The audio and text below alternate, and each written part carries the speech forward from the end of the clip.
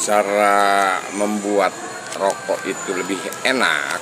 Nah, kita ambil ya satu batang rokok nih, contoh seperti ini, pijit-pijit dulu biar enak ya.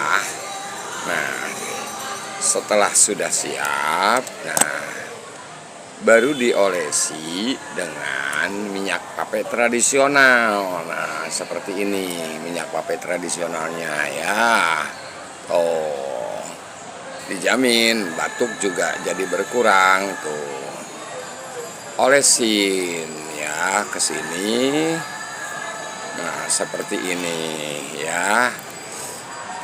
Nah, tuh ya. Tutup lagi. Baru kita nih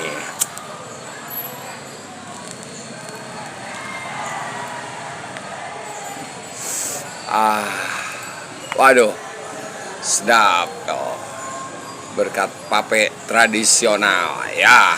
Oke, mangga, siapa yang mau ngikut silahkan mencoba ya.